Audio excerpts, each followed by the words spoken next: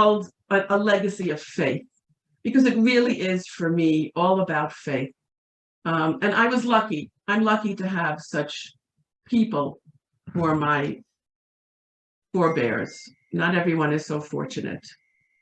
And I will say how it's connected to the Parsha in a very tenuous way. I really wanted to speak about this because the last time someone asked me about faith and the Holocaust. Yair, are you with us? Yes, and Gabriel will lead us.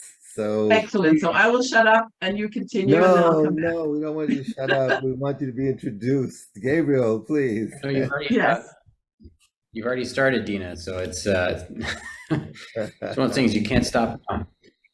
Okay. But, yeah, but you do the introduction as far as the housekeeping laws, the rules, etc. Well, I'm just taking a look at our guest list here today. I think that, yeah, all right. So I will go through the housekeeping rules. Thank you, Dina, for giving me a second to do that. So here we are, eNoam. We've been doing this for 13 years, thank God. And we are a mixed community. We have Christians and Jews on this call. And so one of the things that I'm going to skip to the bottom and come back to the stay on topic part, is that we seek to honor one another in our differences.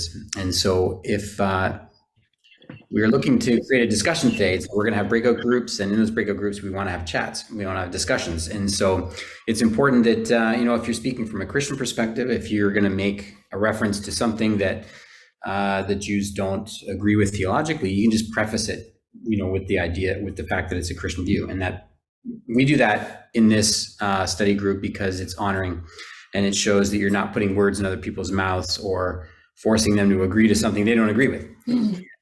We do the same thing from the Jewish side to the Christian side, so it's a fair game. We go through the Parshat readings every year, the 5 books of Moses, and so today we are looking at Numbers 19 to 22. So we want to stay on topic and not diverge too far out. You know, sometimes it can be tempting to, if you have an idea, go out to some other either book of the Bible or some other text that you are familiar with. So we generally want to stay on topic as much as possible. So the date is wrong. It's not 2022, but sorry. Yeah. Doesn't matter. We all know that it's 2023.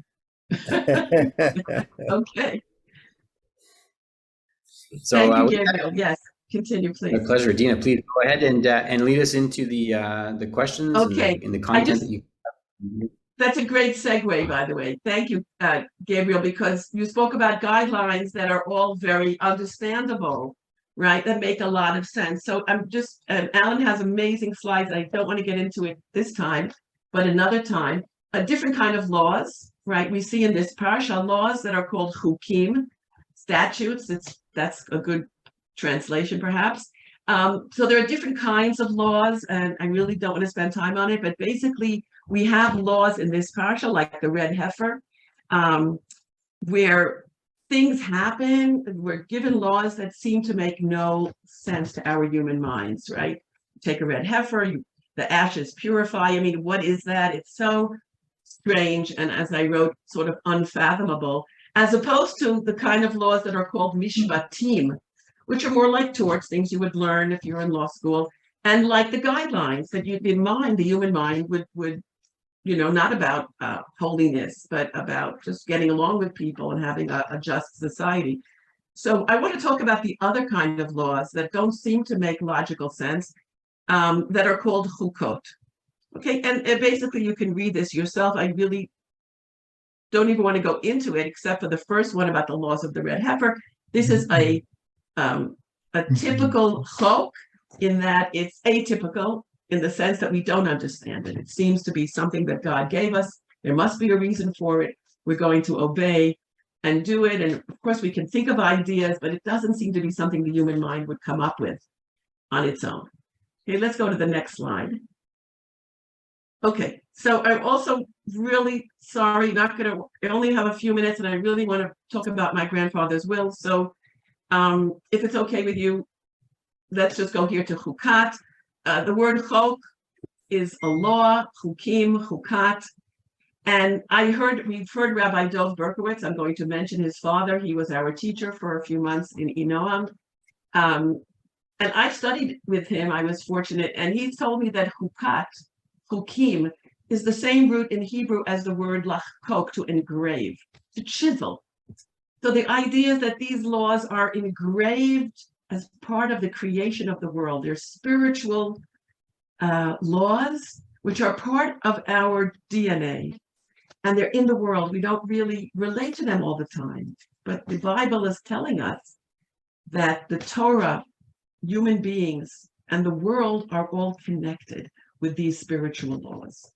And I want to then talk about laws that the human mind cannot fathom. I recommend reading the book of Job. I recommend reading, we were this Shabbat reading Yair's uncle, Tzvi Yehuda. He wrote a book on Job, which is really beautiful, if you can find it. He himself had lost a son and then wrote this incredible book. And I also want you to read Eliezer Berkowitz, Rav Dov Berkowitz's father's book called Faith After the Holocaust. A lot of my ideas are going to be connected to that. But the main anchor of my faith is really my grandfather's will, which has totally changed my life.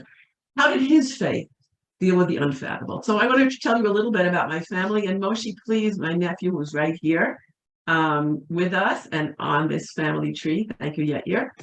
Please join in. Okay, please join in. Many of you know him, and he's just wonderful. Okay, so let's look at this picture of my grandfather, Samuel Yehuda Gruskat. Yehuda is not connected to my last name, Yehuda. That was his middle name. Gruskat in Bavaria, in places in Austria, means hello, Grüß Gott, divine greetings. May God be with you. It's a really beautiful name. That was my maiden name. So this was my grandfather. You see before and after. You see that he shaved. That during the war, when he was hiding as a Gentile, he shaved his beard, which he would not have done, but he was trying to survive. And then notice, see the year before he shaved and after he shaved, 1940, 1941.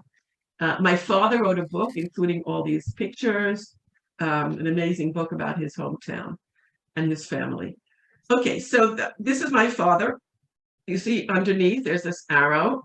And my mother, she should live and be well, amazing woman, and you should all visit her. She's living near Netanya now. She's 93. We should all be with her good health. Okay, so her father, who I'm not going to talk about now, was murdered by the Nazis. An amazing story, but we're not going to talk about that now. I have a sister, Rivka. I have a brother, Mati, and another brother, Rabbi Isaac Shmuel Yehuda Gruskat. This is, you see, he's named after his grandfather. This is my brother. And his son is my nephew, Moshe, who's here today. And he's a rabbi in Kansas City. That's how some of you know him, Lisa, Anthony, know him from Kansas City. Okay, that's me quite a few years ago. And Yair in our good days. Okay, so let's go to the next slide and I'll tell you more about my grandfather. So this is the most amazing document, I think.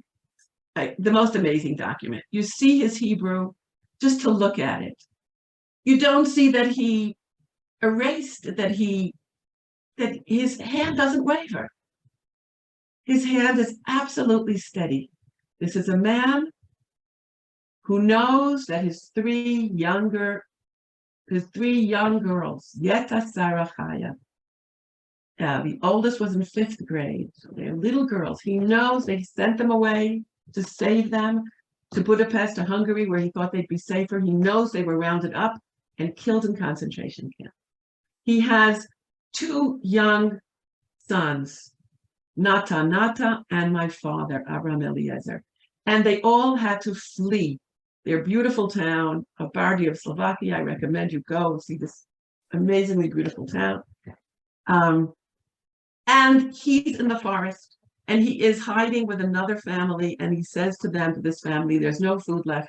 I will go and bring food. And he went to look for food for this family and for himself. and he was caught, imprisoned.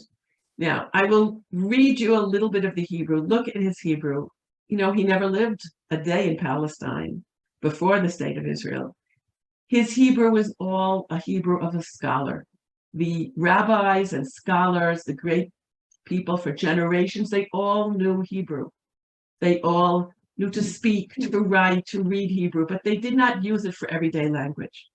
When he wanted to write his last will and document in prison, and he had just a piece of paper and a pencil, which he got, and it's a long story, but it was smuggled out and got to my family.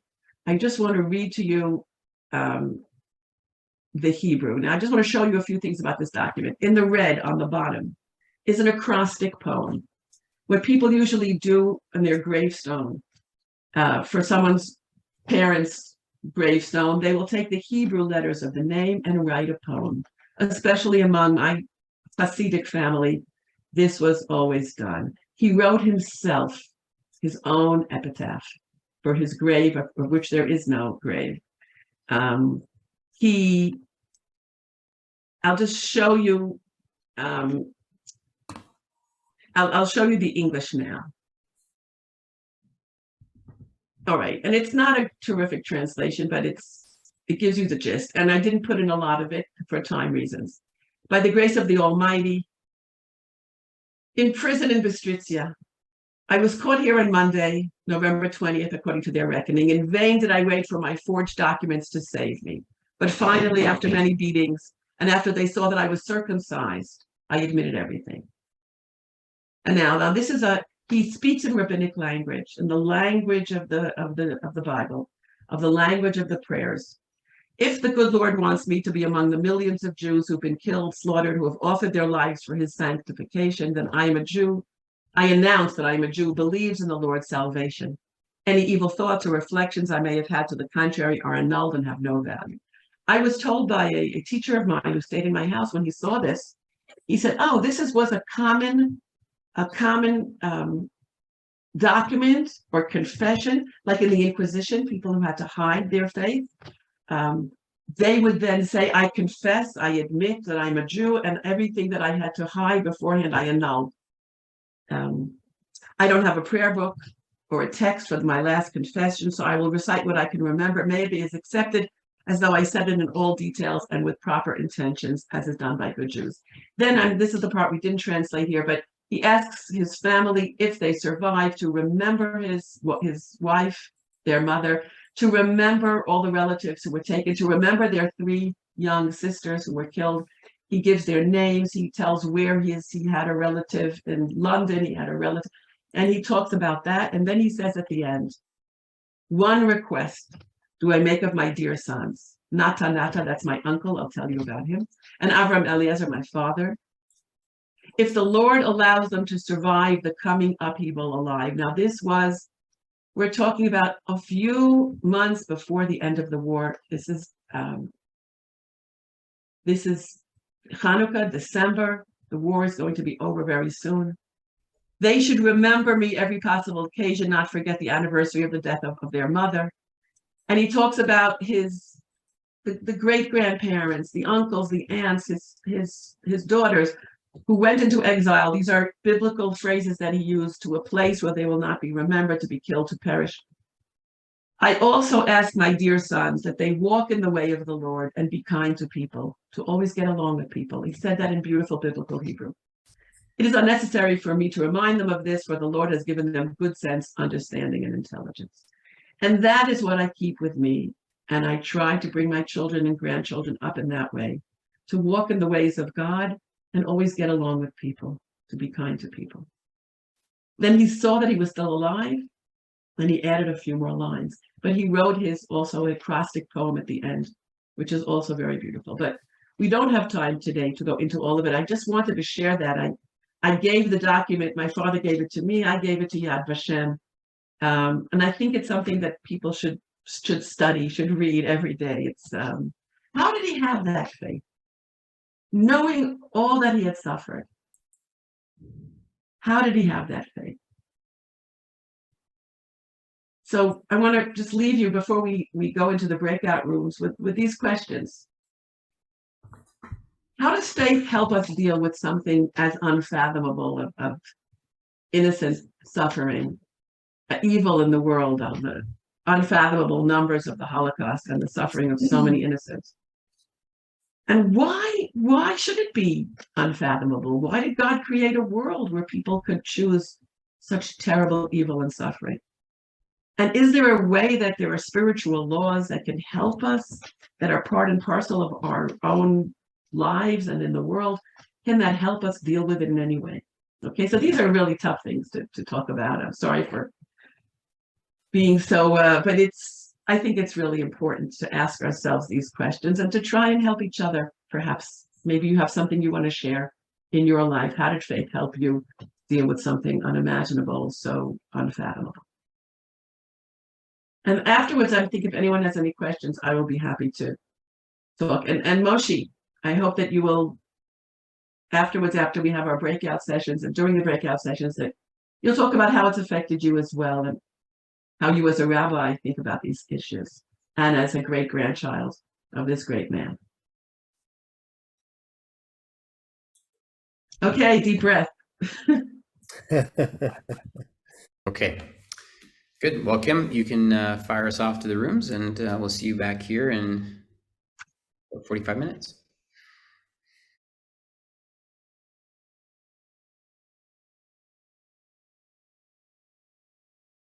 Okay, here we go.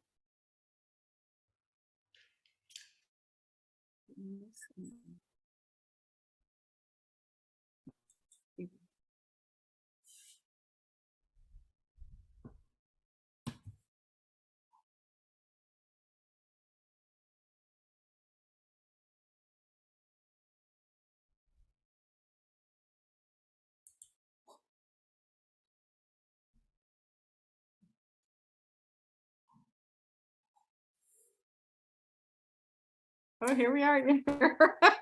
Okay, could you put my mother, who's also in the back here with us, Shoshana? She's yes, she's not seen and not heard. I think she might prefer being that way. So why don't you put her into my whatever room you put me in? Okay.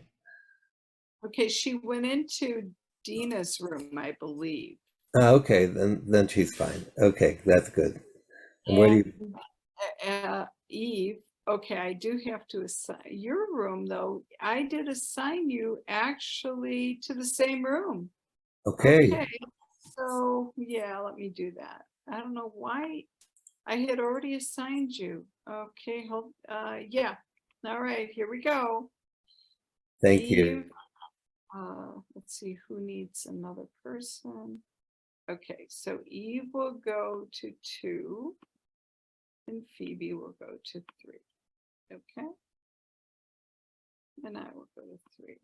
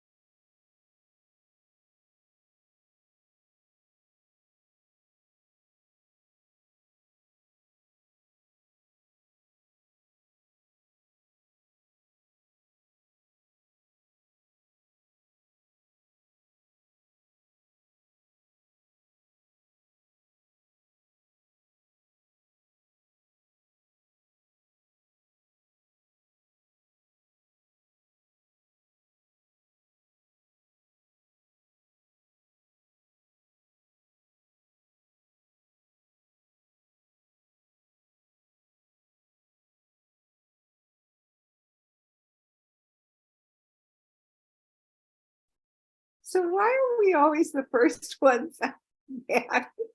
We turn all the rooms off and our room comes right back. Anyone have any last words before anybody else shows up? Because we're all back here.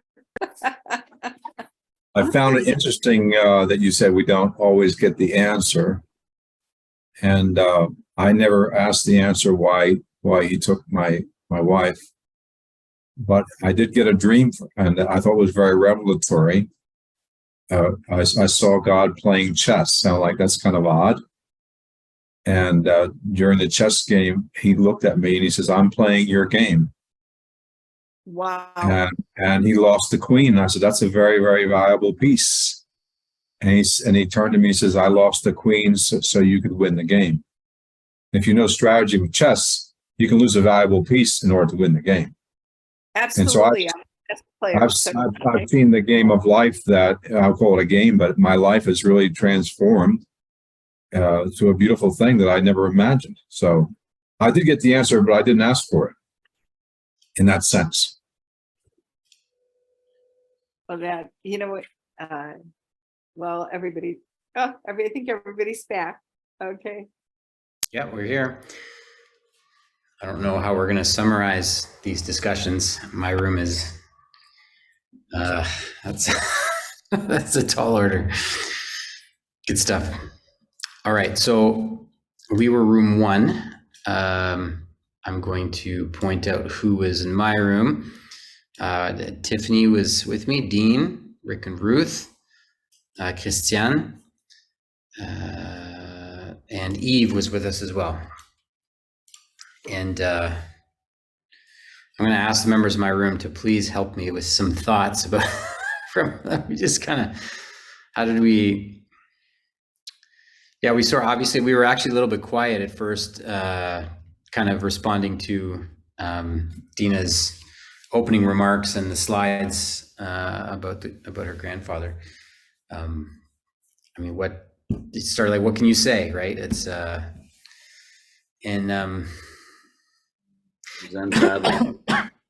excuse me. We kind of went into, I brought up, and this is a sensitive topic, so be forewarned, elephant in the room category is that, Christians have ideas about eternal salvation and condemnation to hell. And sometimes when we talk about salvation in individuals who, like in this case, I'm speaking as a Christian who was not a Christian and who lays down his life and believes in God for salvation. From a theological perspective to Christians, it can be a very mind-boggling kind of thing, because of the emotions that stirs up inside of you of empathy and of relating.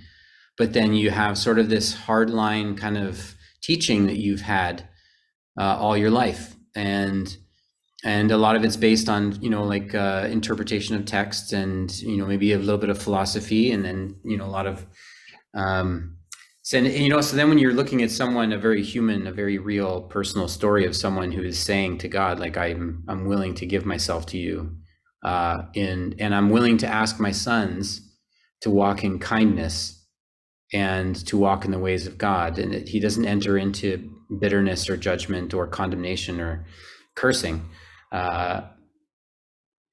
which is in our Parshat reading, by the way. Bilam was in this at the end of this Parshat reading. So this whole idea of using wicked spiritual powers for your own gain is part of the Parshat context. Anyway, that was kind of where I started going in the beginning. I just kind of confessed that I have this kind of wrestling match sometimes between some of the ideas in our teachings and in our tradition, and it is one of the elephants in the room when you're dealing with a cross interfaith context like this. So, all right, that's my piece. I see that our conversation a few hours ago, Gabriel, on the elephants. Hey. We met in Ariel. Yeah, Moshe and I had Oh, a good. did you really? Well, that's wonderful. Yes. We had a nice chat today. Yeah. No one said it's going to be easy, right? But it's the really important conversations are not easy. But I'm so glad that you mentioned that, Gabriel. You brought that in. Yeah. what I think is really quite intriguing, and I mentioned in our group, is the relationship to the book of Ruth, where it seems that Naomi said something really amazing. She said, even in the midst of her bitterness, and she's about to go back to Bethlehem, she says, may the Lord show kindness to you as you have shown to your dead and to me. So it was really important for Naomi, trying to release both Orpah and Ruth back to Moab, back to their own gods, was remarking on the kindness that they had both shown to both the living and the dead. And we know that if there was a bridge that changed Naomi, it was when Ruth came back after receiving such amazing favor from Boaz. And one of the, first of all, Naomi's willing to acknowledge God again, and she says, the Lord bless him, meaning referring to Boaz in verse 20 of chapter 2. And Naomi said to her daughter-in-law, he has not stopped showing kindness to the living and the dead. So we see this thing that Naomi had already reflected as a value, and it seemed to be connected to how she can start going Baruch Hashem again. And what's more, begin to take notice in Ruth to want to begin to help get her married. Okay, we know the rest of the story. But when I read of your grandfather and Moshe's great-grandfather, it seemed important to him to be able to pass on a legacy and really be intentional on not condemning when he could have. He'd lost 3 daughters already. He realizes that this has been our history as Jewish people. He already knew what was happening during the Holocaust to some certain extent. So he remarks in that way, and not only that, he passes that on to his sons, and yet complimenting them. I know you know this already, but just in case, I want to just put a double emphasis on this. And Moshe, thank you for being with us. I want to say that those words that are penned there in pencil, you live 4 generations later. Because if someone was to ask me, what do I know about Rabbi Moshe? I'm going, you are characterized by kindness. And I'm struck by that. And so the power of the words, Dina, that your grandfather wrote is having life beyond his death 4 generations later. And thanks, Dean. I just want to say it means a lot to me. It really moves me to hear that, because it's so important to me. And I don't know if now is a good time for me to speak about how this all touches me, but yes. My whole life, I feel like I spend trying to live up to that will. And now that I have 3 boys of my own, Ari, Ezra, and Manny, they're, thank God, age 6 and almost 4 in a year and a half. If you ask me the number one thing that I want to impart on them that they should know, it's their great-great-grandfather's legacy, and that they should live up to it. And how many things I thought, how many people know about their great-great-grandfather, and how often does the legacy continue for 5 generations? I feel this tremendous responsibility to continue that, as Dina's doing tonight, and spreading it to you. And also this whole idea of eNoam, of sharing Torah with our Gentile brothers, and the notion that my great-grandfather's will would be shared not just with a group of Jewish people, which I've done before, but with Gentiles who feel moved by it and have their own insights to offer. Can't describe the level of inspiration that gives me.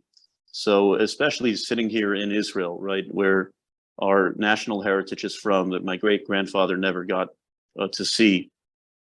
It's just a lot of emotions swirling. But you're all helping me, I think, tonight to feel the weight of my legacy in both a humbling and ennobling and empowering and inspiring way.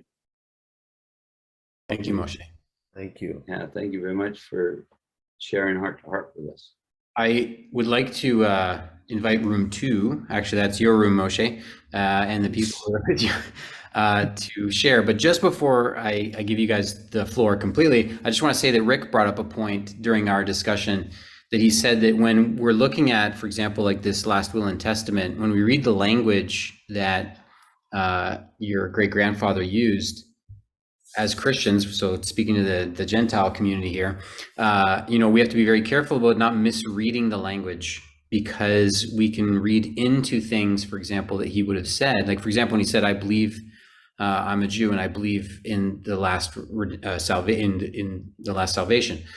And as a Christian, you can read into the term salvation what you understand. And so Rick just brought up that it's very important to make sure that you're trying to see across the aisle, if I can use that language, and understand what did he mean when he's meant those words. It was a really good admonition. So with that, I think that we will cede the floor to room 2. So Dina, that was your room. If you guys have any thoughts. I'm not sure who was in the room. Okay, I'll do it kind of quickly because it was an amazing session. We had Yolanda, we had Jocelyn, we had Moshe, Dawn, who's new here. Thank you so much for coming, Dawn. Yair, Yonatan, and my mother-in-law, Yair's mom, Shoshana. Thank you so much for joining us. It was incredibly moving. I don't even know. There was so many moving parts. I wrote some things down so I wouldn't forget. I think Jocelyn, that was incredible. You hear stories about near-death experience, but Jocelyn mentioned as she was talking that when she was 29, she died. And it was like, what? What did you say, Jocelyn?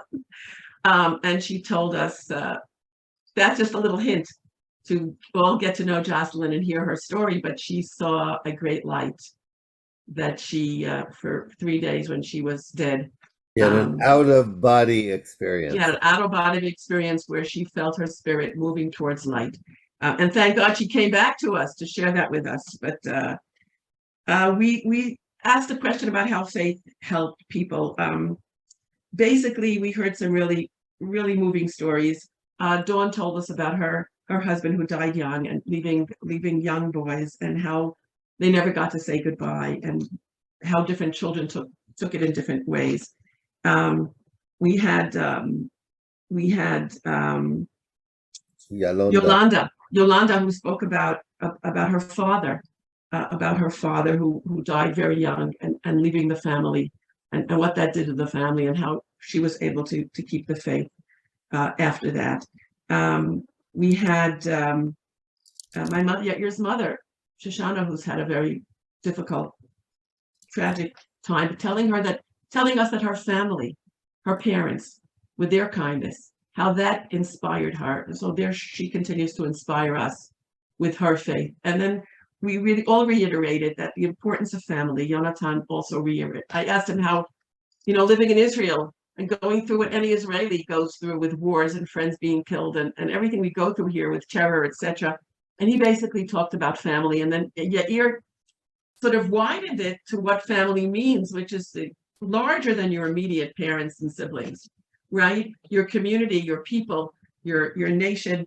And then I took it even further and talked about all of you, and that if we see all of us as family, that God is the parent. I don't like to say just father, but God is the parent, and we're all have a responsibility towards each other.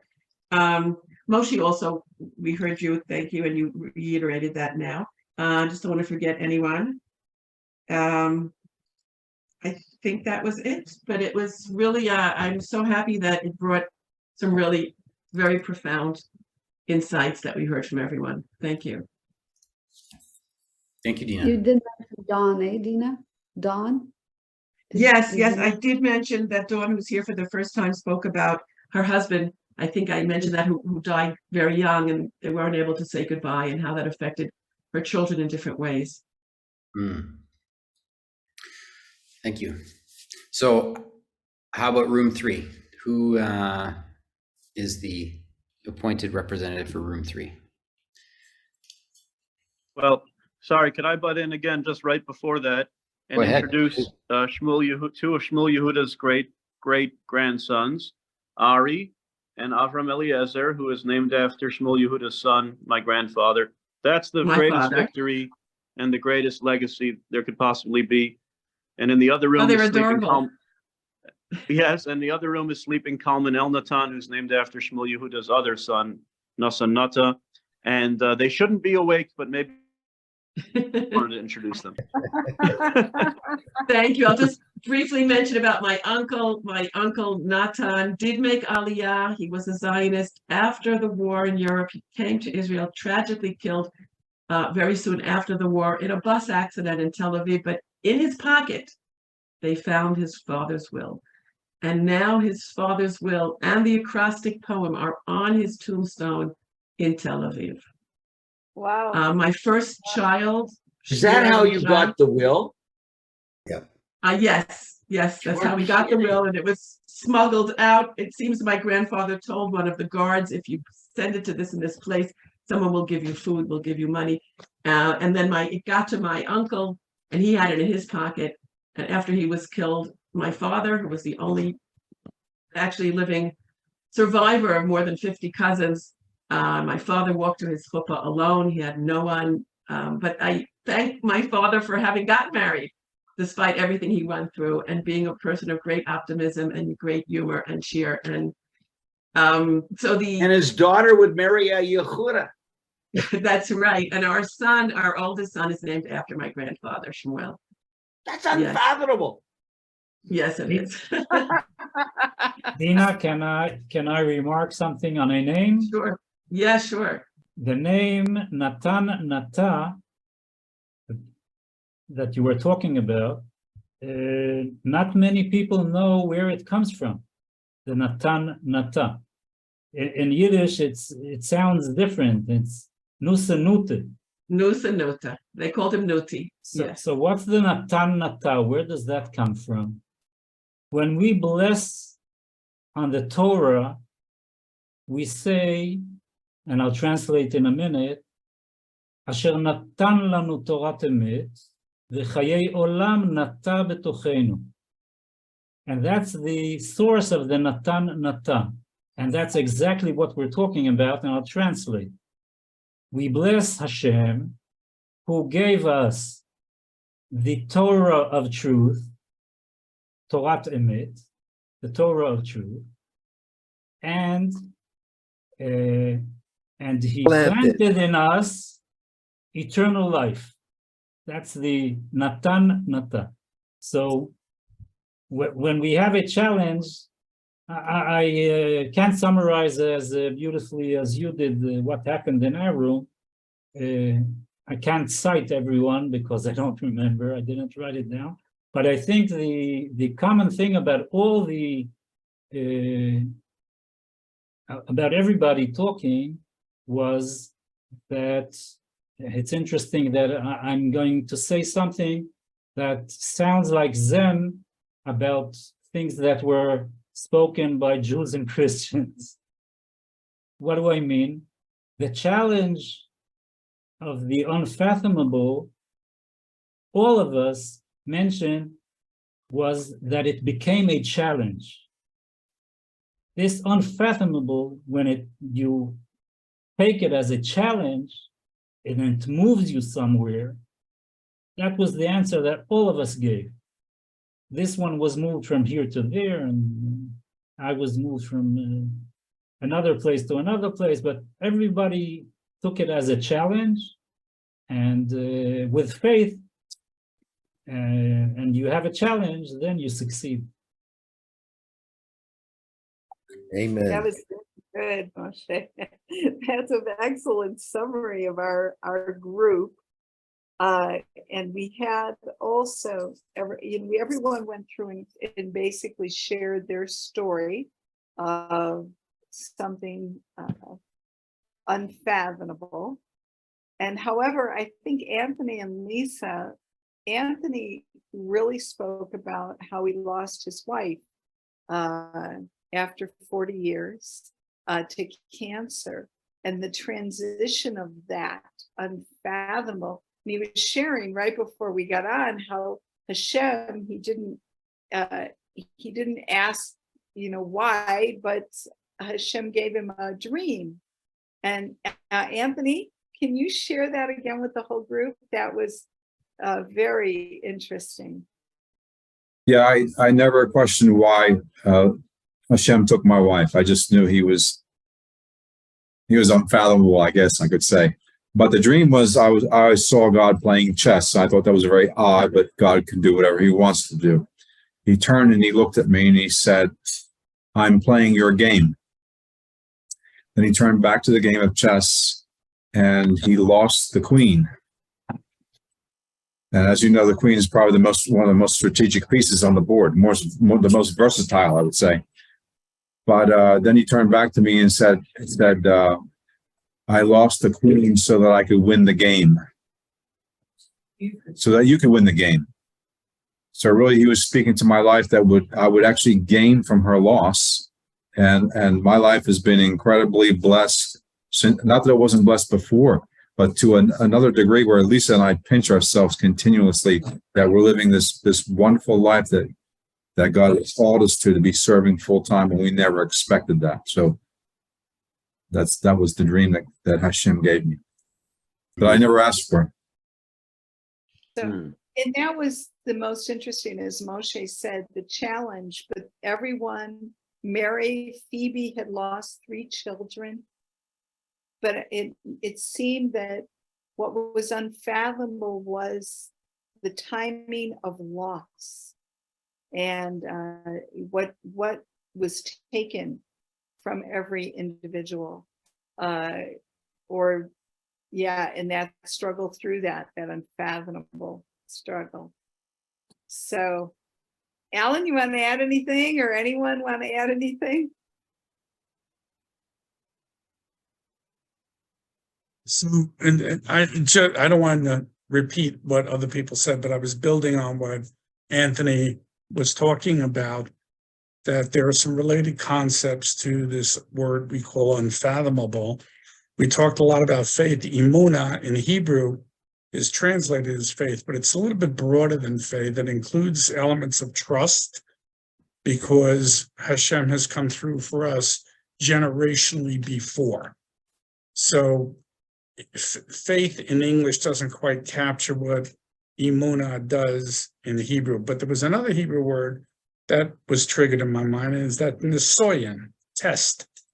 And the word nisoyan, meaning translated as test, doesn't quite equivalent, they're not quite equivalent. A test in English is sort of a validation. You can either pass or fail, and it has negative connotations. Nisoyan is about testing for the purpose of elevation. And the rabbis teach that you're tested, but Hashem knows you're able to withstand the test. So it's sort of built in, you can pass the test. It's not pass-fail. So the whole point of the test is elevation. And what Anthony was describing was a form of elevation through a variety of activities or directions he went in. And I related some of my own personal vicissitudes in the same way, because I didn't understand a lot when I was 19, but going through my nisoyan, my tests, it seemed to lead to an elevation. And that's what Abraham went through, the famous 10 tests. Going through a nisoyan, a test is not usually pleasant, but you can get benefits from it. So you begin to see that it seems to be built into the spiritual infrastructure that Hashem has created for us. Nina shared a couple of weeks ago, Ellen, that word test can also be translated to actualizing your potential. Mhm. And that really which is stuck an with me. elevation, right? Which is an elevation, right? Which Yeah, brings us back to what Dina mentioned earlier about chok also being that which is built into our DNA. It's almost like the way God created the world is that through these by being challenged, he helps us elevate ourselves. And that's, and so therefore there are many things we don't understand. They might be unfathomable in terms of the nature of the commandment, or it might be unfathomable the nature of the challenge. But we as Yolanda said in our group, we know that even when it doesn't necessarily appear to be a good thing, we know that God, kind of like Anthony said, it might be a queen's gambit. Basically, he wants to take us in a journey that will enable us to succeed or win the game, so to speak.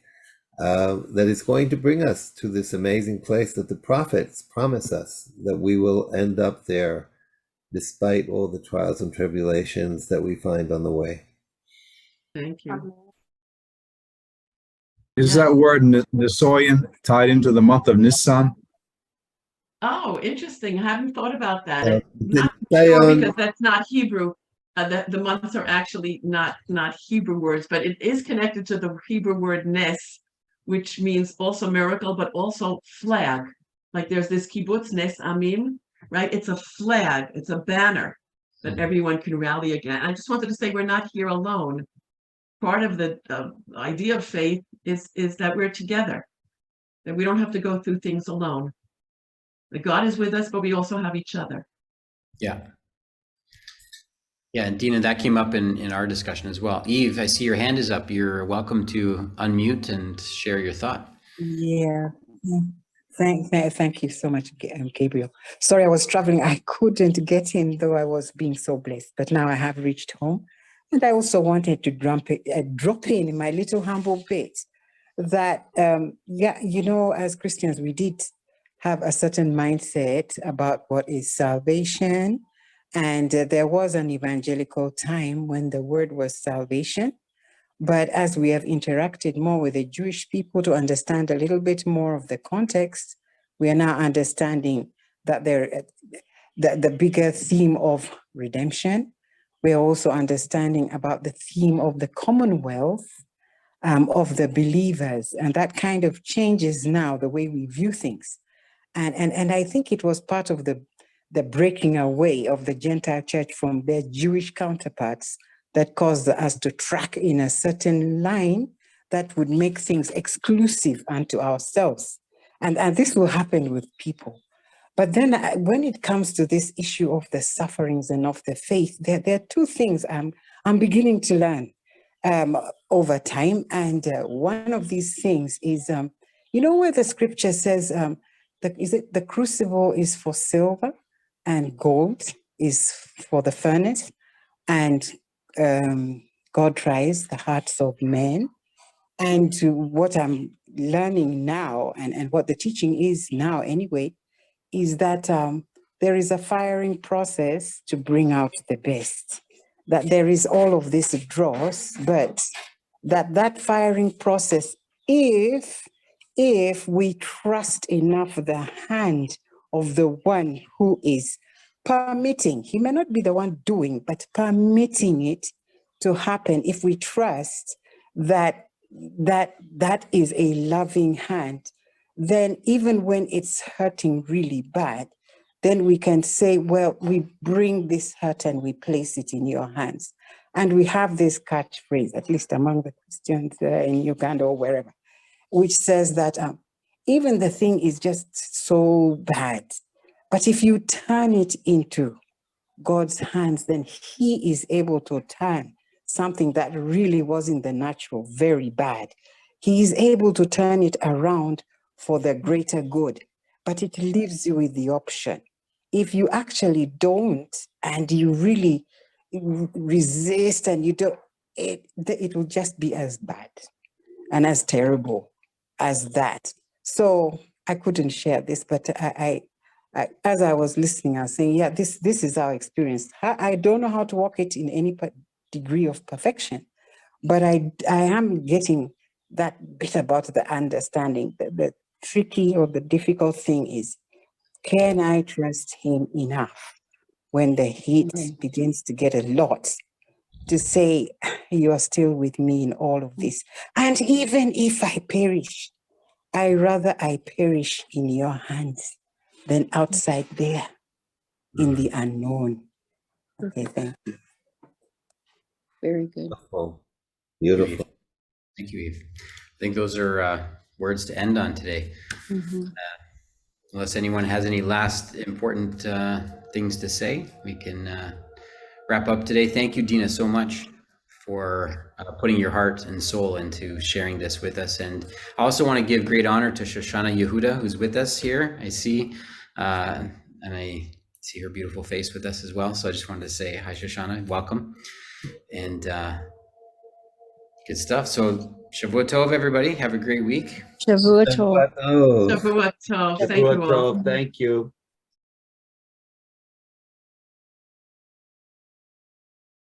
You know, I'd kind of like to maybe pull from the Parsha reading some of the, you know, there's some, I mean, unfathomable. Hi. Hi, Eve.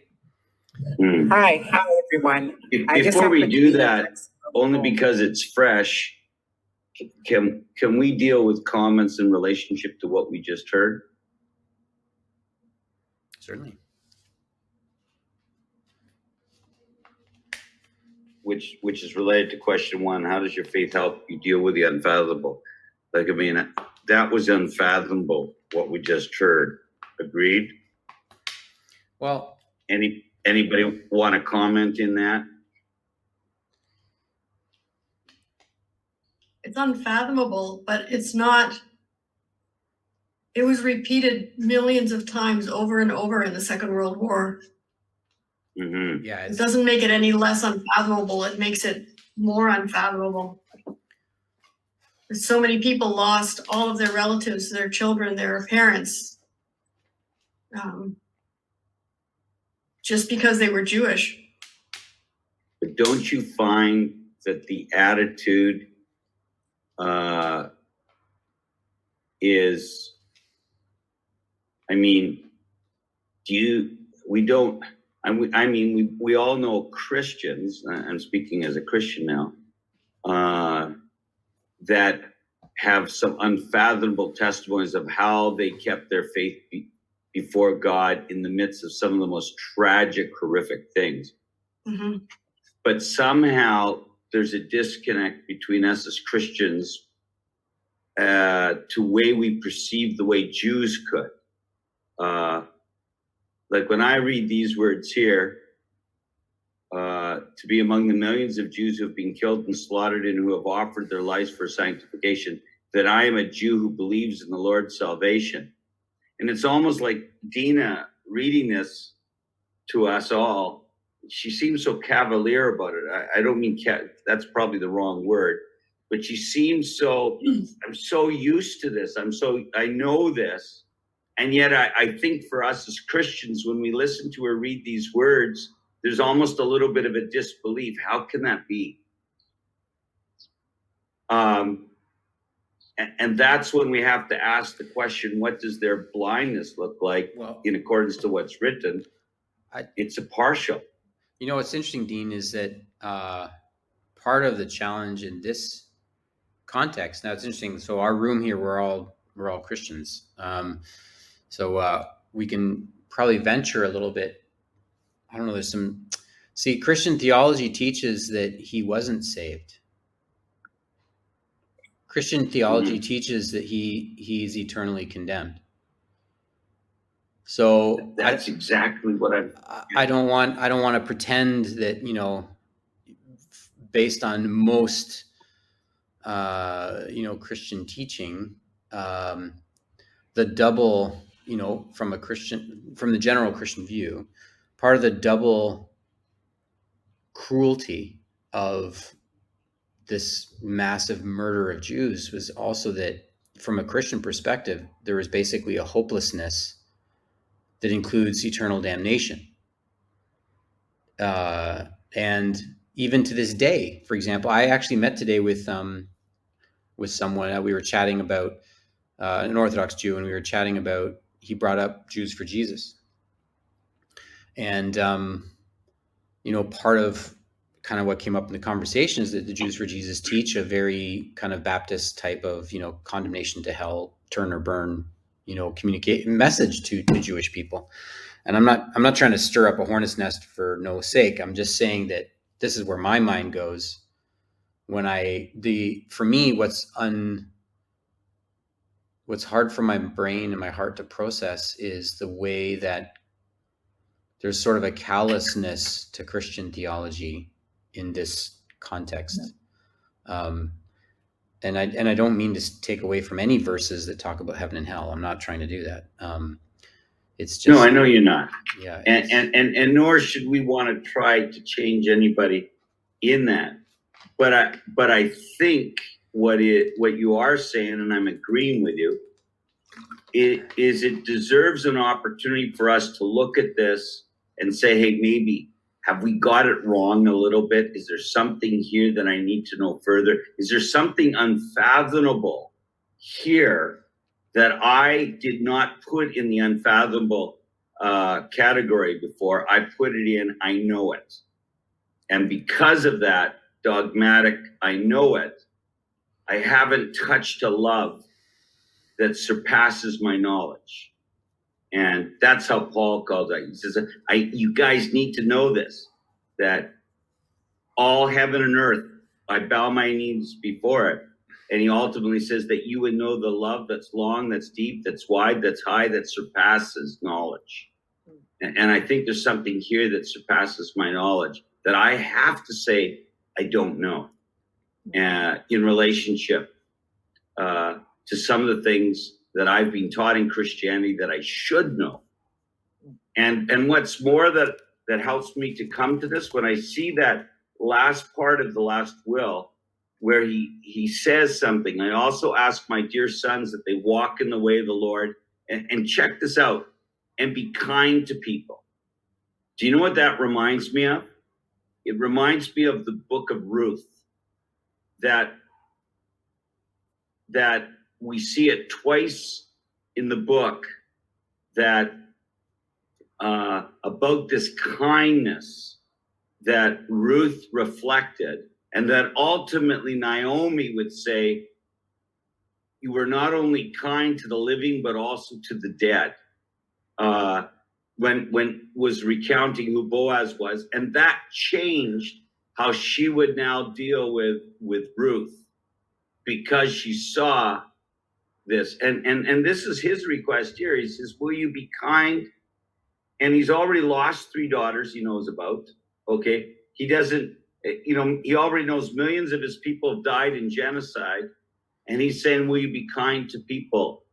And would you live that? And we have this unfathomable relationship with Moshe Gruzka, now here in Kansas City. I'm going like, that's unfathomable that I would now be dealing with one of these descendants as a result of him being related to another one of the descendants. And I could actually attest and say, this man is amazingly kind. Like those words that he penned, which would be unfathomable to think, can it touch the 4th generation after him? Has. So anyway, that's my little itty bitty. Can I jump in, Gabrielle? Oh, please jump in. I having gone through unfathomable, unbelieving trauma myself, I often find Christian very small-minded towards Christianity, like being saved. We are saved.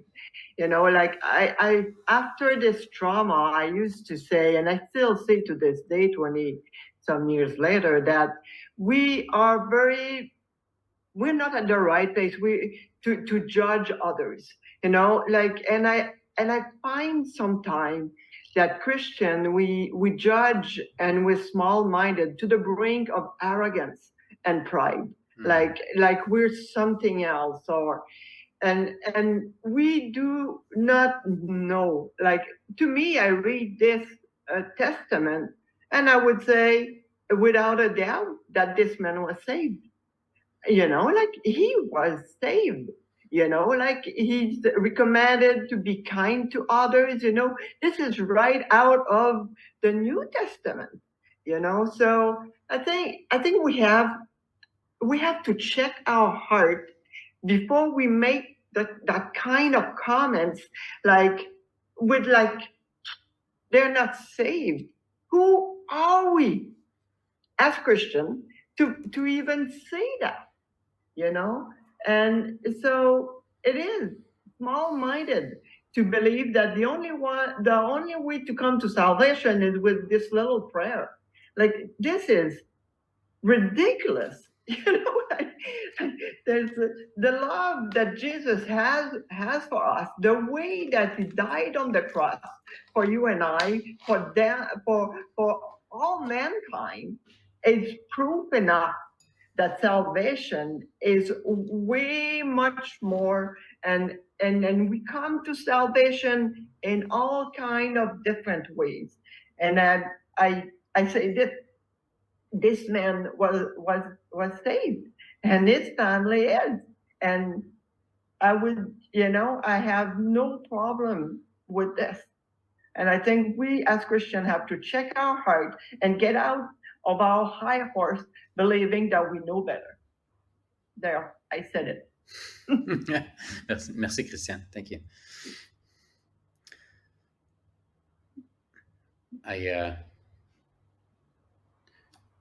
Rick, are you leaning forward to unmute? Yes.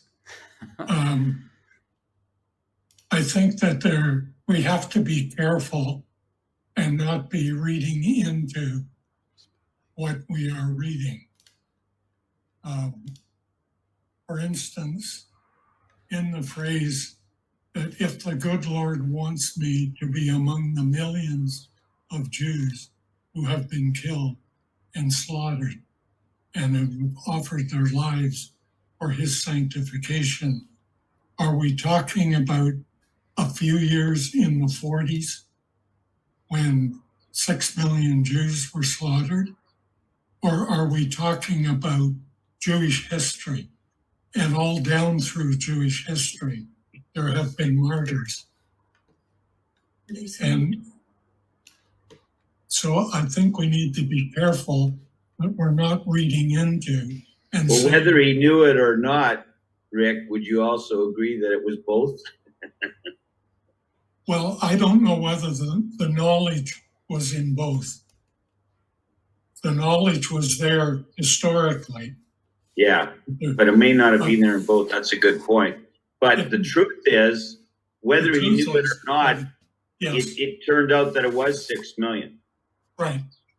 And I think also we need to be careful with that when he says that I am a Jew who believes in the Lord's salvation. We have to be careful that we're not putting that in a traditional Christian context, because the salvation that he's talking about here may be the grand redemption, that he knows he's going to be a part of the resurrection. So that I think we just need to be careful of reading into these passages what's in our own heads, in our context, and put them in the context in which they were being written and understood in that Jewish context. Mm. Very true. Very true. Thank you, Rick. Thank you. It's good food for thought.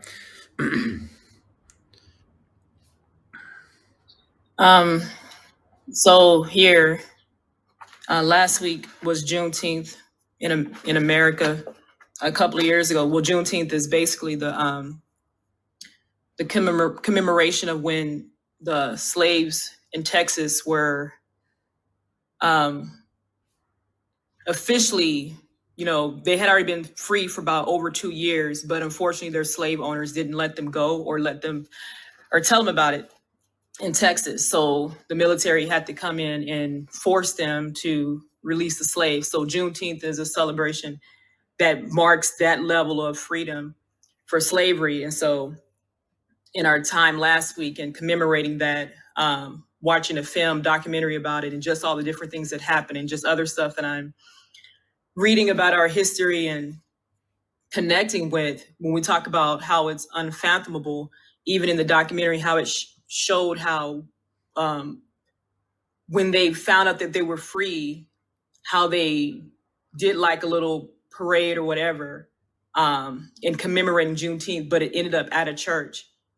It was like where the little march ended up at a church. And so part of the question in that documentary was, well, how could they go and celebrate, if you know the history of this in America, how can they go and celebrate what was deemed as a white man's religion, the same religion that enslaved them, the same Bible that was used to keep them in their place? How could they go and then still connect with this God? And so what one of the people sharing in that interview was saying is because they didn't give credit to, Abraham Lincoln, they didn't give credit to the slave owners. They didn't see the slave owners as the one freeing them, that they knew that it was God that freed them.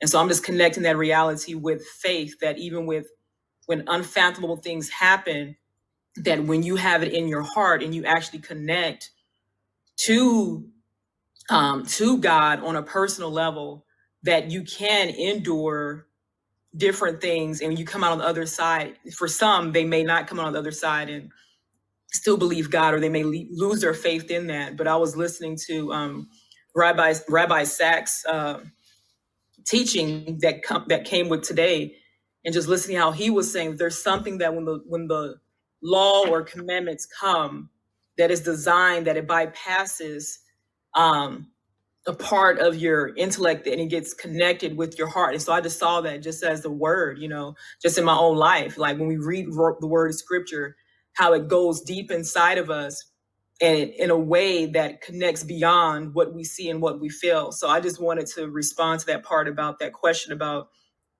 faith, maintaining faith, even during unfathomable events, is that, me having ancestors that did the same thing, and has carried that faith tradition to trust God in everything and knowing that he's the one that gives us life, that helps us even when there are things around us. So I just kind of connected with it on that level, and been able to identify with this particular story of Jewish people. I just was just so inspired that, you can have opportunity to reject, to deny your faith, but because of what's really inside of you, what you really believe and connect with, that God is real, that it causes you to maintain your identity as a child of God, I thought was powerful.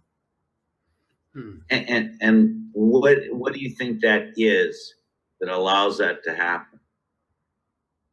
I think it's a real relationship with him, because there are people that will deny him. There are many that did, even in that, that would deny and would say, I'm not this, I'm not that, or how we see in the Christian text where it says that there's going to come a day where you have the opportunity to deny him,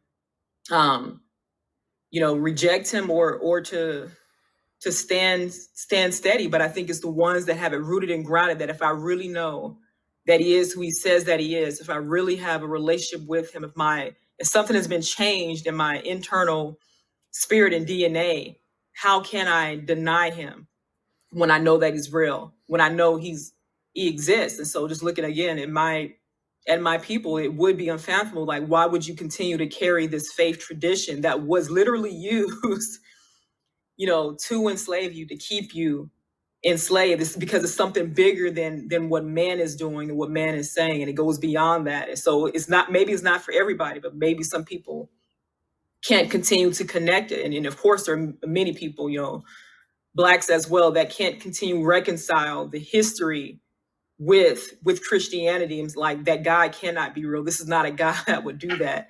But there are many that were able to say, because we know who he is, he's the one that has freed us. And so. Well, that's good. Really good. Thank you.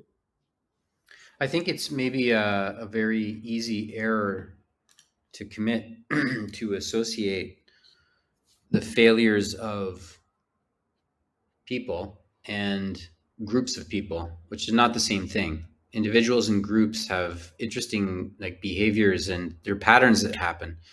You can have individuals who claim that they know something is wrong, but yet when they're in a group, they'll do exactly what they know is wrong because of the pressures that come to bear, and that's a very human problem. But we tend to instinctively, in our anger and our frustration, many people will confuse God with people and groups of people, and also the authority that works within a group of people. Because there's this other weird dynamic about like governmental order, and that can be in a church where you have like people submitting to systems of order, and also with the government, with the city. And I think a part of what I hear you saying, Tiffany, is that even those who could walk out of such a profound abuse of the name of God and of his word, they could walk out of that and be clear-minded that God was never the problem, that he wasn't the author of the evil that they were suffering or that they had suffered and they'd come out of. And yet many people will make the opposite assertion, right? They'll say it's impossible. This God of the Bible is intolerable, and look at what's been done by people who claim to profess his name. That's like a very common. I mean, any of us who have lived with how would you say, like post-Christian cultures, or people that are post-Christian, it's a very common conversation. Actually, I had a colleague at work one time when there was this massive disaster in the big tsunami in Japan, and it just washed away. I don't know how many thousands of people died in that tsunami, but he turned and he looked at me in the eyes and he said, "Tell me how your good God, how he relates to this, and I really didn't expect him to turn around and blame God. Like, it didn't cross my mind to blame God for the tsunami, but he certainly did. And he wanted me to give account for why God was responsible, or how I could excuse God for that. Anyway, just to say, there's similar patterns, in thinking.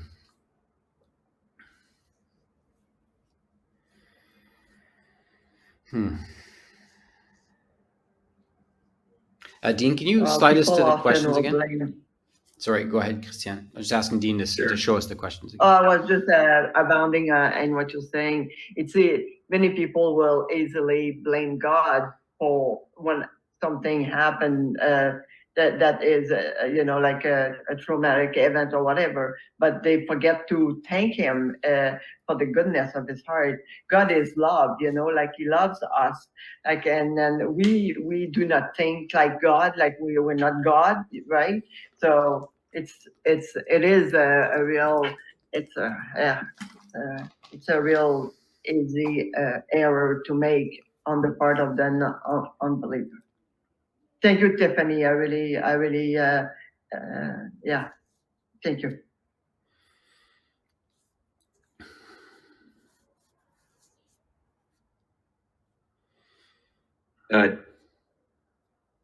Gabriel, you were originally wanted to take us to some of the reading in the Parshat. I could go up if you like.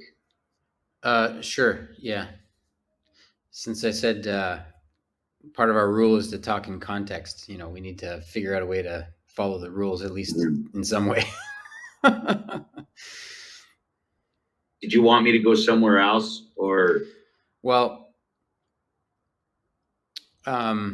is this the top slide here for the summary? No, I think there's another slide above, isn't there? Yeah, this is in a nutshell. Okay, and this is the Haftorah.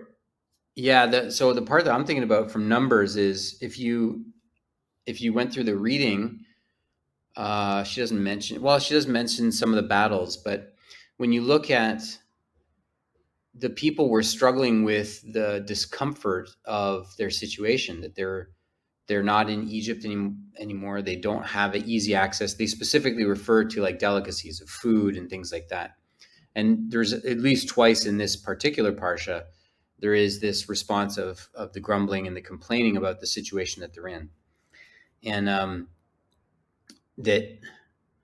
I just wonder if, in a way,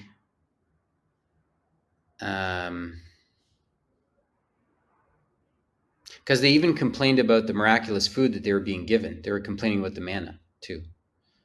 And my question is not critical of those who are complaining. It's actually more to try to understand what is it that leads us to so misunderstand the situation that we make God out to be the bad guy in the situation. And that's exactly what we're seeing in this Parsha reading as well, is there's this very human instinct.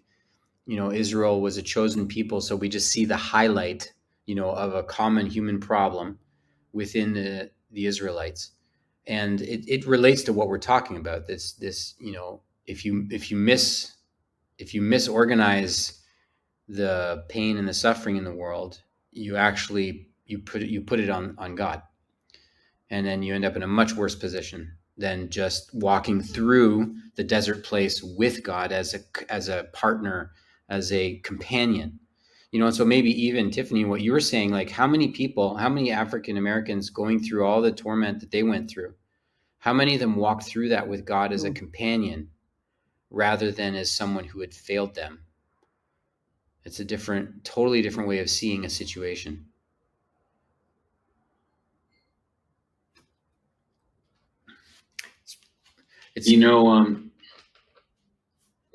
Again, trying to tie Dina's scenario with her father, her grandfather. It's interesting in that last one testament that he saw the situation as his death would be together with many others that would help sanctify the name of God. And I think we've all heard from other writers, including Christians, not only Jewish people, that when they ask the question, why the Holocaust, or why some of these other things that had to do with death, plagues, variety of other things that we read in Chukat, we see some of it is related to God trying to change behavior and to take a behavior that needs to be renewed so as to find another behavior that's connected with that relationship corporately with him from a place of walking with him and doing things in accordance to Torah, which is a process. It's a process, I think, for all of us in our own relationship once we come to relate to God, to begin to follow him. It's one thing to say, oh, I know he's God. It's another thing to say, I know he's God and I know he wants me to follow him, and I now want to exercise some of that unfathomable faith to do that.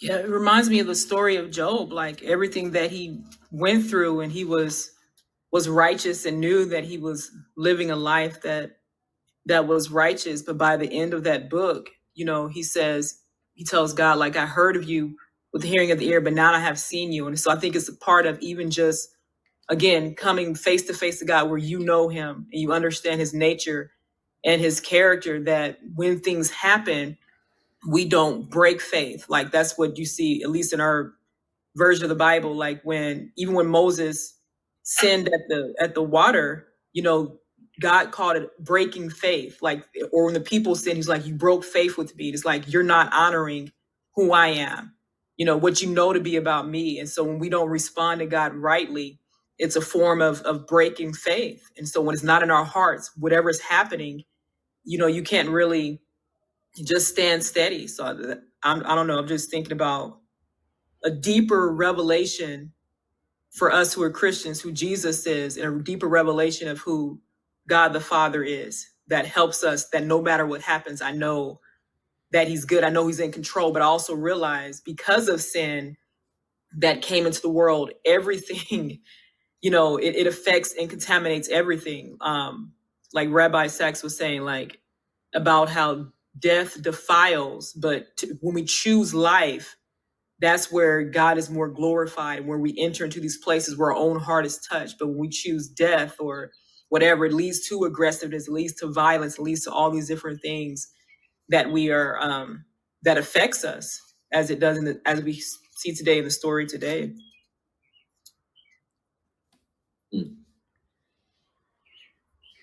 There was a question about something about how God was it engraves something into the world. Yeah, I don't know, the laws into the world. The statutes, yeah. Yeah, the chukim. Yeah, it made me think of Romans.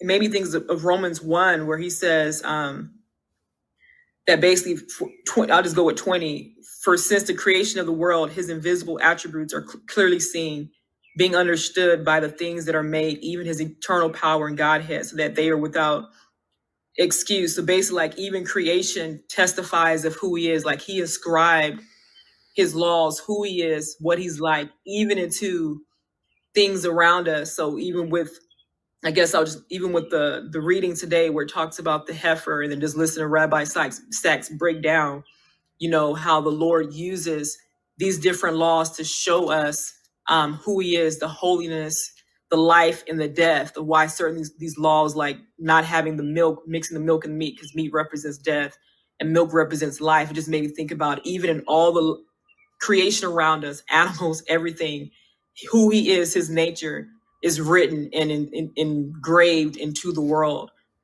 So even other people can see it if they're not even in conversations like this. And so we have to respond and say, is he God? You know, who is he? We're still held accountable to that because of he is the creator. It has engraved this into the world. Well, I think that's so amazing what you're saying, because sometimes we've narrowed God down to just being able to see and experience him through some scripture that's been written, which is a wonderful thing to affirm and confirm who he is. But the reality is, it's just like you said, the chukim is everywhere around us. And I mean, he's put migration in birds, okay? And when you get to the scriptures, you read that there's comparison. You know, the other day I was paying attention to all these ants.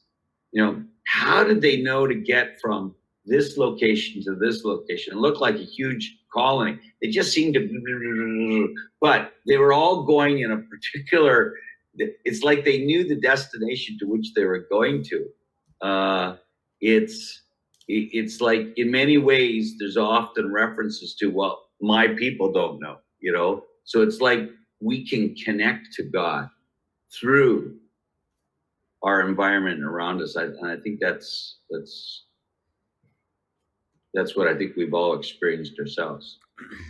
Did my body, I went for a nice restaurant meal the day before, and I was never a person to drink much, and but I came home, I was feeling a little bit happy, if I can put it this way, and I woke up early in the morning with cramps in my stomach, really bad, and by noon I was passing out and vomiting blood.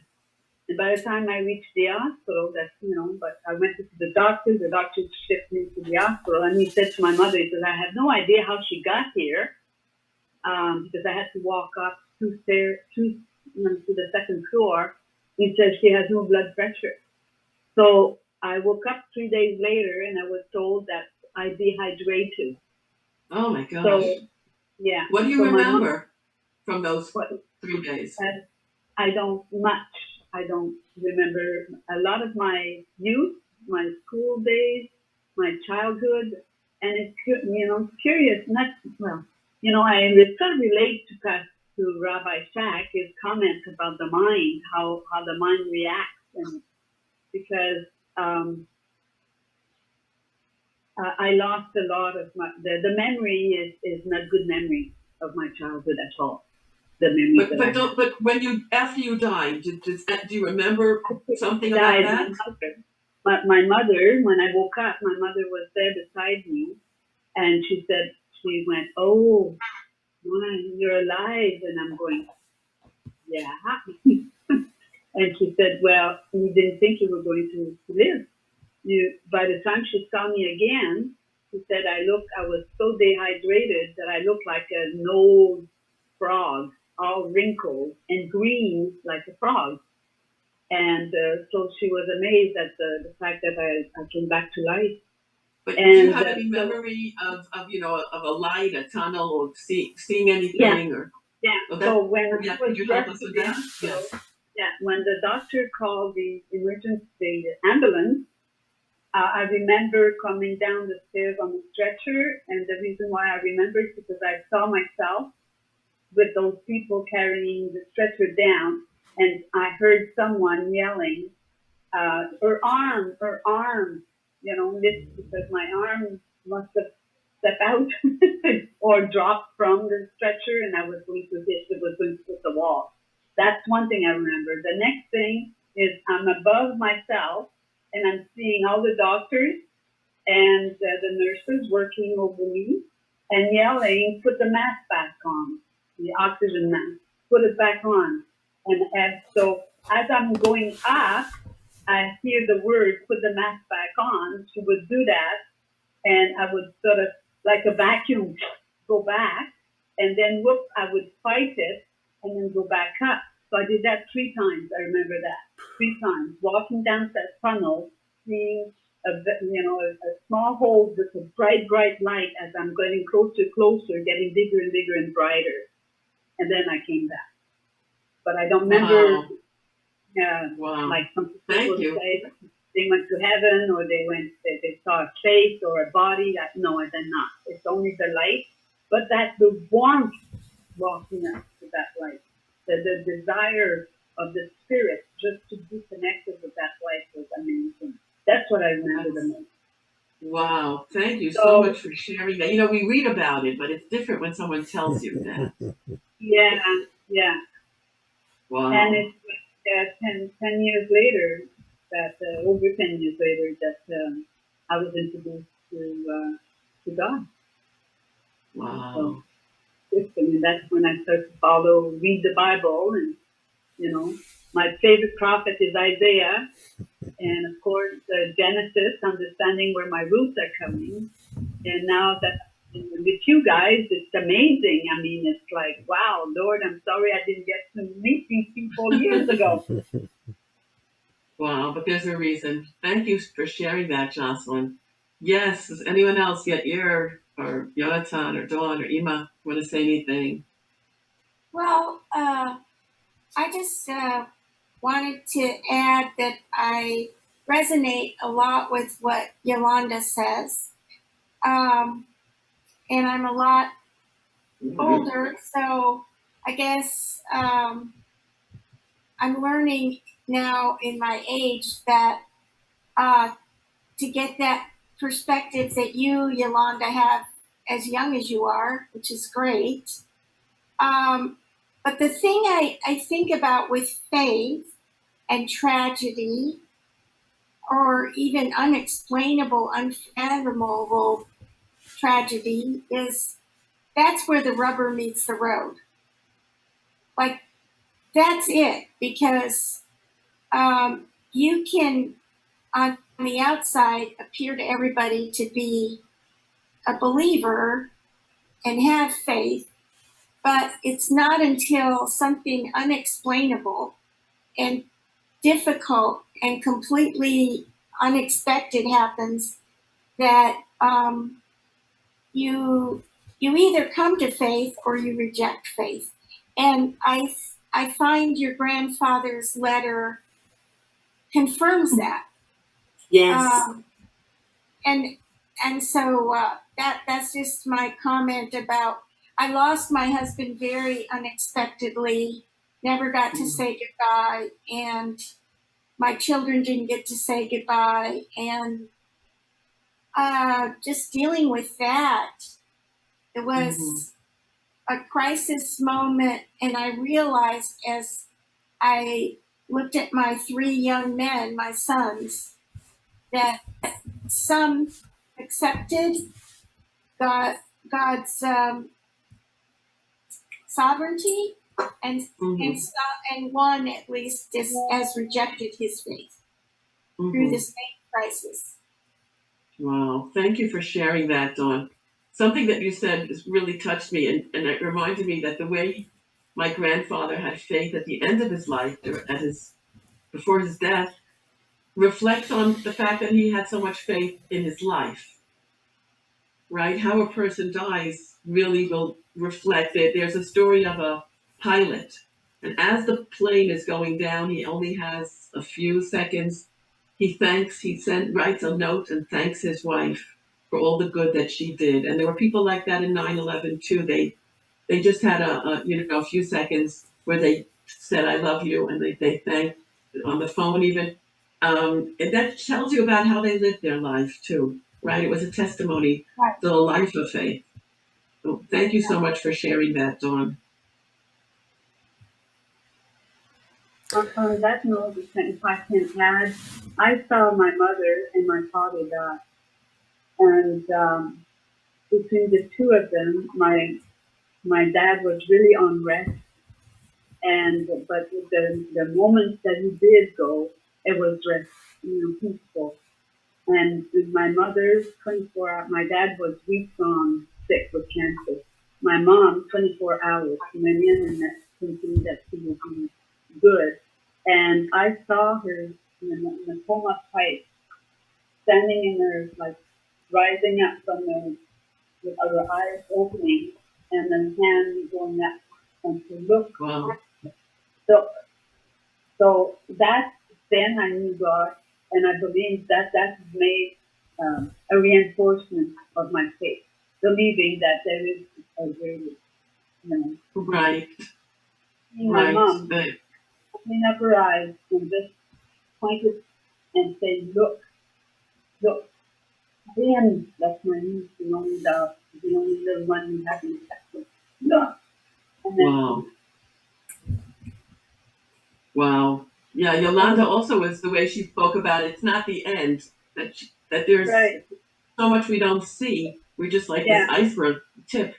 We don't see. Yeah, spirit filled, right? We are a spirit within. This is the cell in that we're being told, right? So the definition of faith is believing. So if we believe in the Abba Father and who He is, and understanding who He is and why He created us, for me, it's that thing.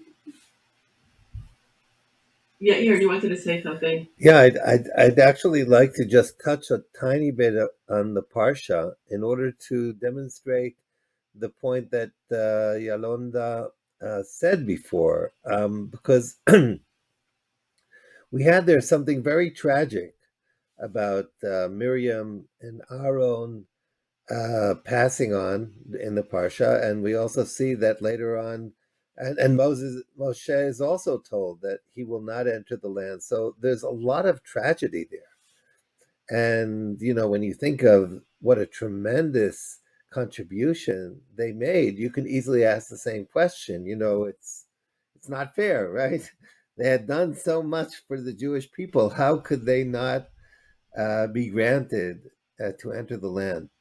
The amazing thing that happens right afterwards in the Parsha is that all of a sudden, because these three beacons kind of get off the stage, all of a sudden it talks about how Israel started to take on responsibility and to do things that they didn't do before.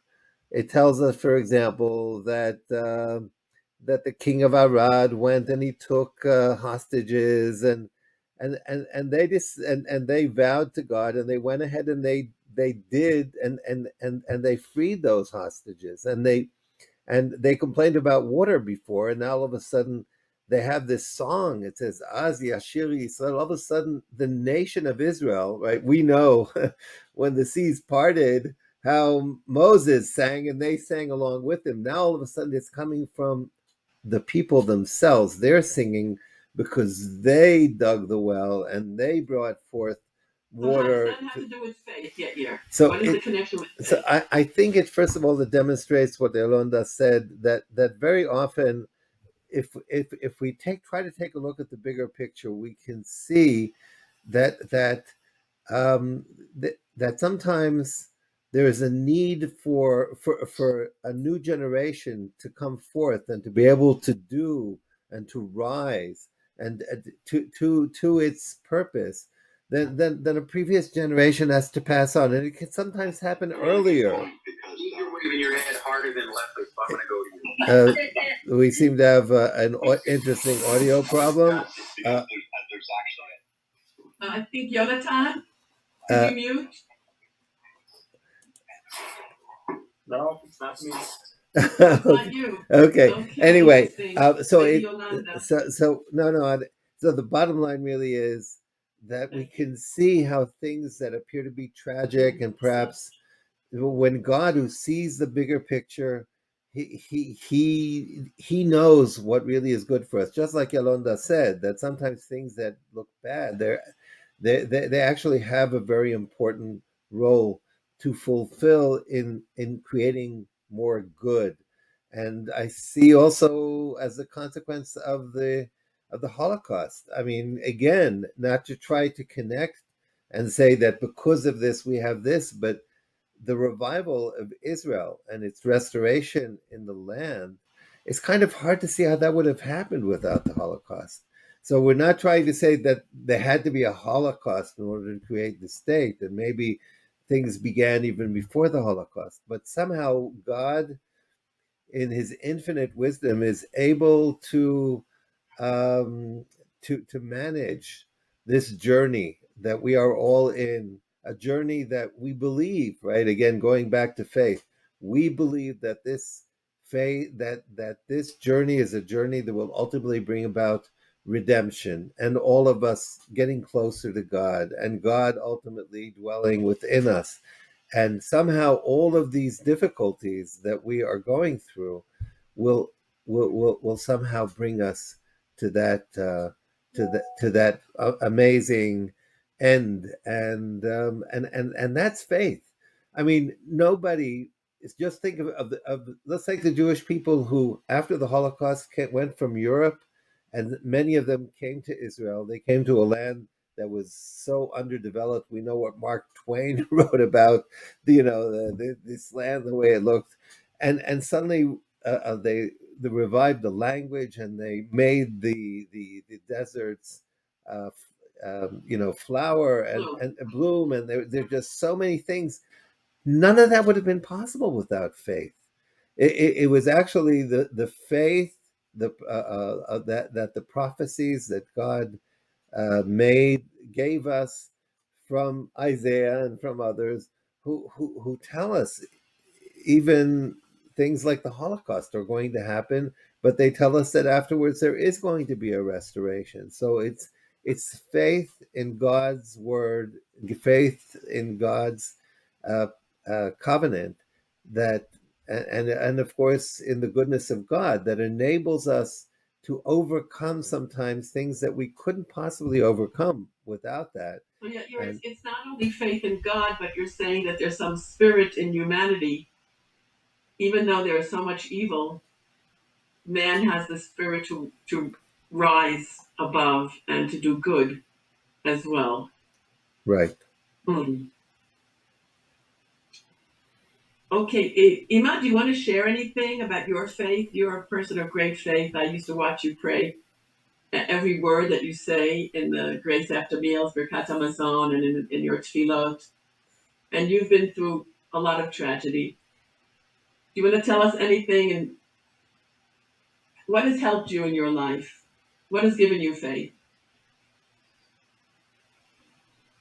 I was born into a Jewish experience. And I was born in Jerusalem, but grew up in America as a baby. And I had such wonderful parents. My father was such a wonderful person, always helping others, always feeling other people's pain, and always there to help anyone who needed help. My father was a young rabbi, a young 18-year-old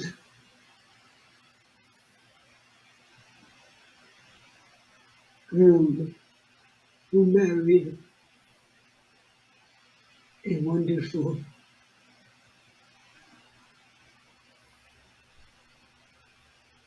18. So your parents were both people always giving, right? Always giving to others. Well, they had felt a deep responsibility to help others. My father saw his young sister die of hunger in Jerusalem. Right. Her mother died when she was born, practically. Right. But they never lost their faith. No, never. Because they were people who found love in their hearts. Wow. Thank you, Ima. Thank you for sharing that. I think that that gives what us that's inspiring for us when we hear those things. Yeah. I think that one of the things we might take away from what Ima just shared with us is that faith is also faith in ourselves. It's you can't take responsibility for other people if you don't believe that God has given us an ability to do so. And I think it's so true, especially in the face of tragedy, that when obviously one way of looking at tragedy is saying, well, it's beyond me, there's nothing I can do, and to go to desperation. And I'm sure, and very often we do go there, but faith helps us ultimately collect ourselves and realize that if God put us in this situation, then that means that we are able to take responsibility for the situation and to make the best out of that situation, whether it's helping other people, whether it helps us love more because of that situation. I mean, there's so many incredible stories about people under the most craziest circumstances showed greatness. And very often maybe that's also the need that we have for these difficulties, because it's those difficulties, kind of like a birth. When a birth has to go through these birth pains, that the birth pains are what drive us forward and ultimately help us rise to a more meaningful life. And I take a look at you, Dina, and I know, for example, that your grandfather would be so proud to see what you have done with your life. And he could have never even dreamed of an Israel reviving itself, right? It was something way beyond anything he could have even envisioned happening.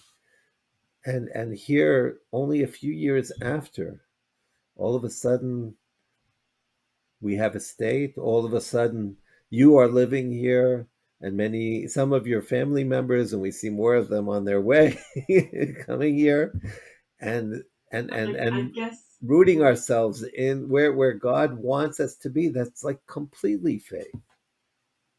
so. When we think about we heard now from your mother about your grandparents, and we heard Yolanda about her family, and Jocelyn and what she went through, and Dawn about her husband, who was tragically died so young. And I want to hear more from Jonathan if we have a few more minutes. But I just realized that my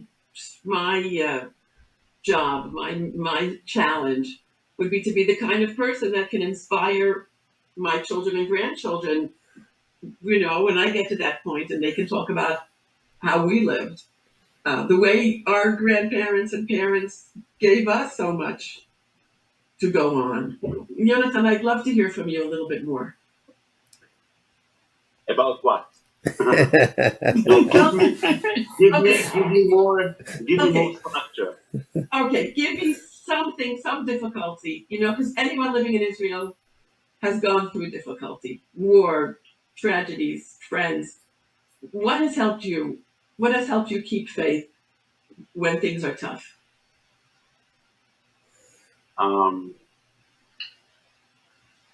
First of all, I don't think I have an answer to that. Like, I really don't. Meaning,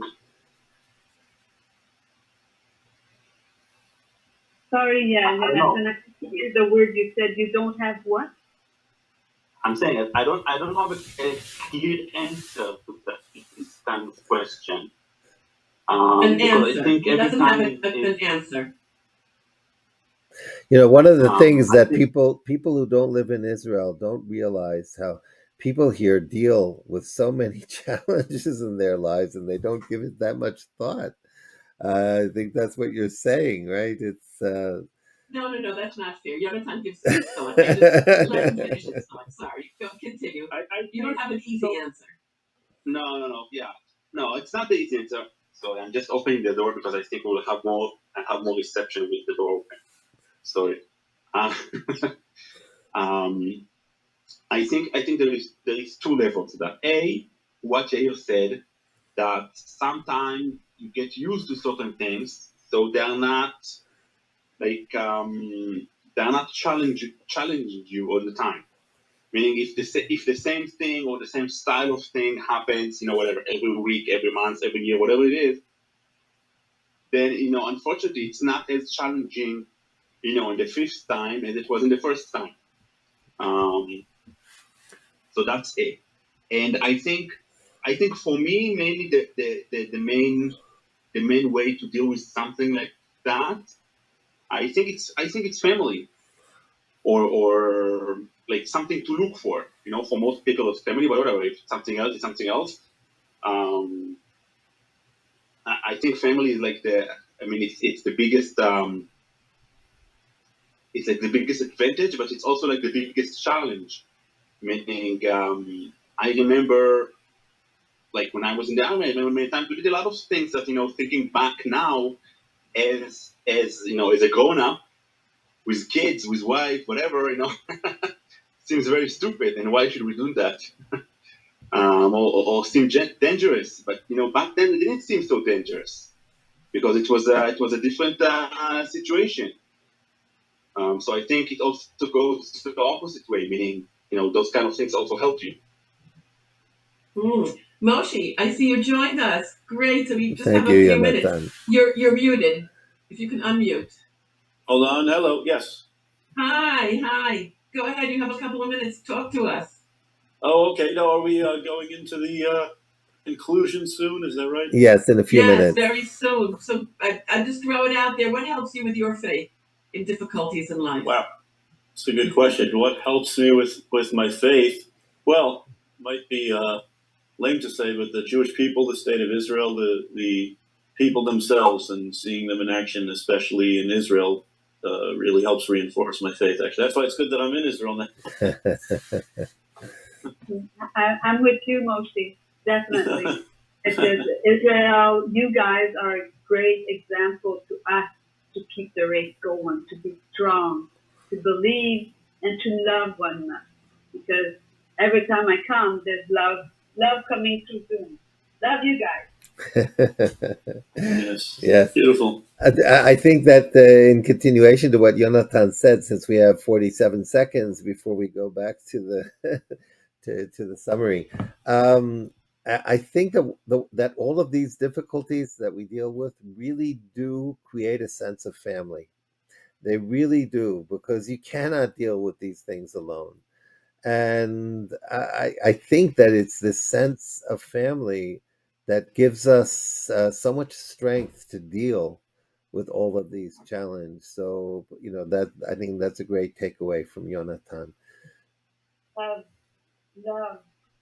Yes, Yep. but realizing we're all one family, all of God's children. Right. So taking from our own immediate family, but going wider, right? Okay, we'll see you soon.